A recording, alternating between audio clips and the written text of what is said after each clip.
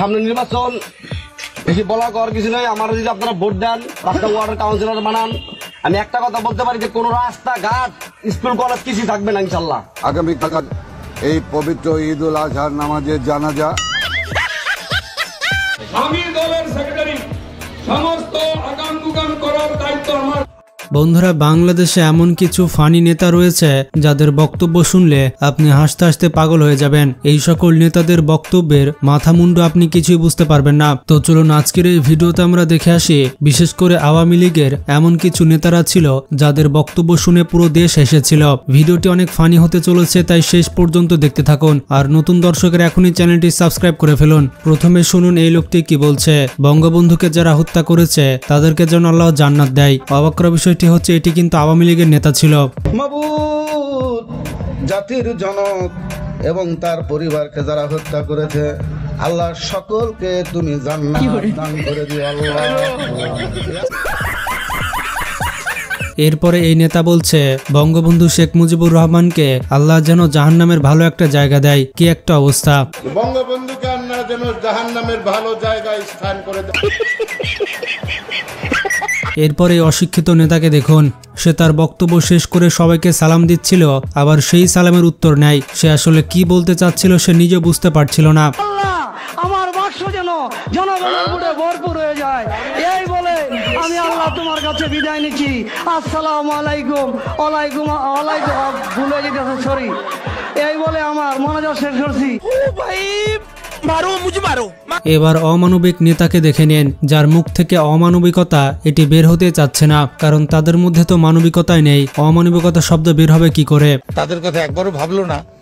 এই অমানবিকতা, অমানবিক, অনামিক অনামিক অনা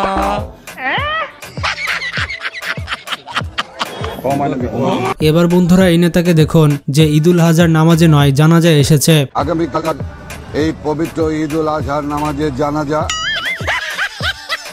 এবার এই নেতা বলছে সে হচ্ছে দলের সেক্রেটারি, সকল আকাম কুকাম করা তারই দায়িত্ব।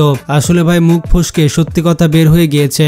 সাবান দিয়ে হাত ধোবেন, নৌকা মার্কায় ভোট। আমি দলের সেক্রেটারি, সমস্ত আগাম দুগাম করার দায়িত্ব আমার। বন্ধুরা, এবার এই নারী এমপিকে দেখুন, সে আজ পর্যন্ত রিডিং পড়ায় জানে না, সে ঠিক মতো বাংলা পড়তেই পারে না। তাহলে এমপির যে এত দায়িত্ব থাকে সেগুলো পালন করবে কিভাবে? সে তো একটা জিনিসই শিখেছে, কিভাবে শেখ হাসিনা আর শেখ মুজিবকে তেল মারা যায়।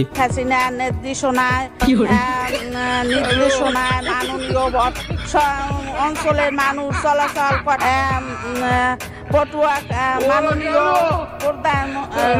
পটুয়া খান তৃতীয় 1320 মেগা। এবার আসা যাক মমতাজ আপার কাছে। মমতাজ আপা কি বলছে শুনুন। সে ইসলামের এত বই পড়েছে, এত হাদিস পড়েছে যে মিজানুর রহমান আজহারি বলবে, যা বোন তুই আমার আগে ওয়াজ করে নে।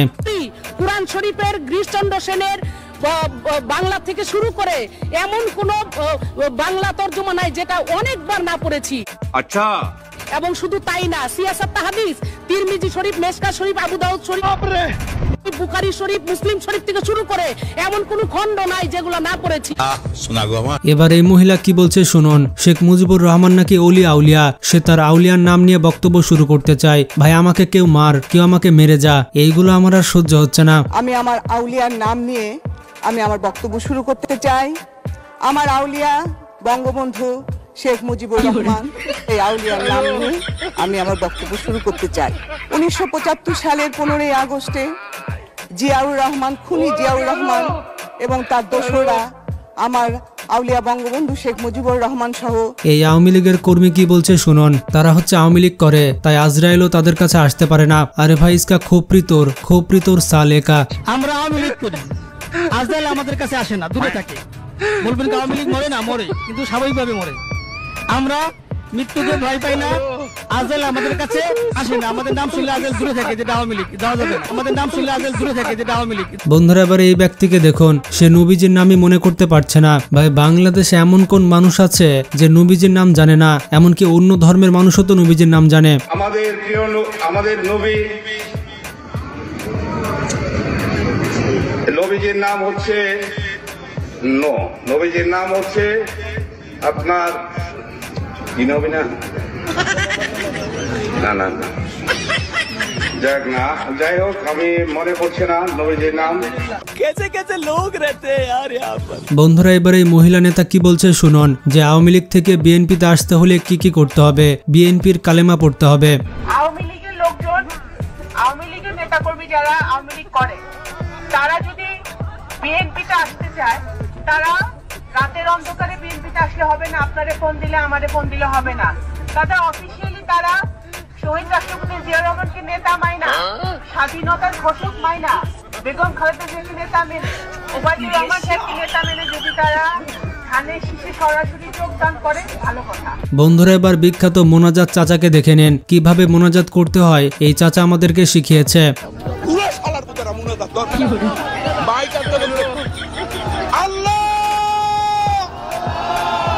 তোমার কাছে বিচার দিলাম।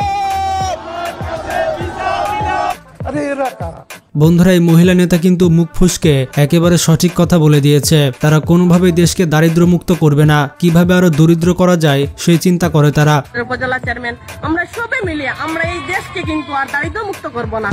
আমরা এই দেশকে কিন্তু আর দারিদ্র মুক্ত করব না। আমরা এই দেশকে এগিয়ে নেওয়ার জন্য আমরা জনপ্রতিনিধি, আমাদের অফিসার, আমরা সব প্রশাসন মিলে আমরা কাজ করে যাব, যাতে আমাদের কানাইঘাটের মানুষ না খেয়ে বাঁচতে পারে। তারা এমন নেতা যে এটাই চেষ্টা করে যাবে কিভাবে মানুষ না খেয়ে বাঁচতে পারে। ভাই সত্যি হাসতে হাসতে আমার পেট ব্যথা হয়ে যাচ্ছে।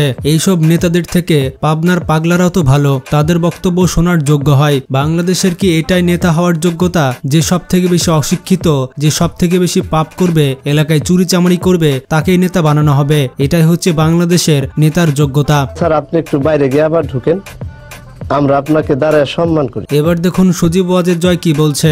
সে বাংলাদেশে 5,500 উন্নতি করেছে। এক বছরের মধ্যে আমরা 5,500 ইউনিয়ন তথ্য কেন্দ্র বানিয়েছি।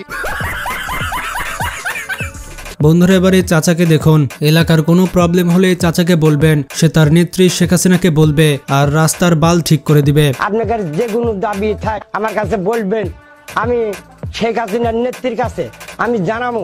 আচ্ছা, এই ওয়াটের মনে করেন ড্রেন, সড়ক, বাল, এই বাল মনে করেন রাস্তার বাল, লাইটিং, হ্যাঁ, আমি শেখ হাসিনার নেত্রীর কাছে, মাননীয় শেখ হাসিনার নেত্রীর কাছে আমি বলবো। এই মহিলা নেতা সংসদে দাঁড়িয়ে কি বলছে শুনুন। সে প্রশ্ন করছে সে নেতাদের সাথে রাত জাগে কিনা।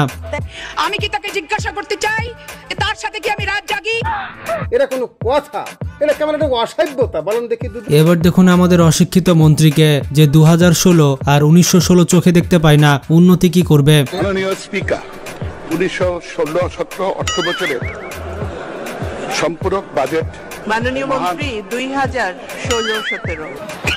এই মহিলা দোয়া করছে বঙ্গবন্ধুকে যারা হত্যা করেছে তাদেরকে যেন জান্নাত দান করা হয়। ভাই সবাই যখন একই দোয়া করছে তখন আল্লাহ হয়তো কবুল করে নিবে। আল্লাহ বঙ্গবন্ধু শেখ মুজিবুর রহমানকে যারা হত্যা করেছে, আল্লাহ তাদের নির্মমভাবে তার ফ্যামিলি সহ তাদেরকে জান্নাতুল ফেরদাউস নসিব। বন্ধুরা, এই নেতা নিজের মুখে স্বীকার করে নিয়েছে আপনারা যদি তাকে ভোট দেন তাহলে এলাকার রাস্তাঘাট, স্কুল, কলেজ কিচ্ছু থাকবে না, সব মেরে খেয়ে নিবে। আমার মনে হয় ভোট দেওয়া উচিত। যতই যাই হোক সে সত্যি কথা বলেছে।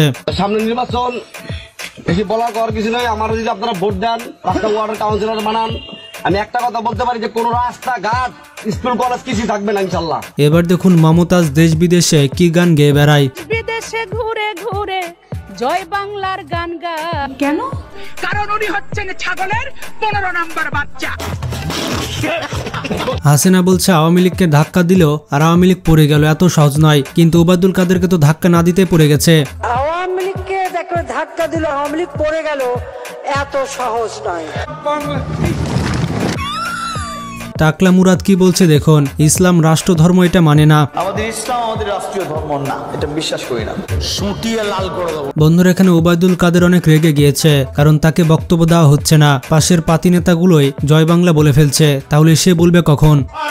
সাধারণ সম্পাদক গণপ্রজাতন্ত্রী বাংলাদেশ সরকারের মাননীয় সড়ক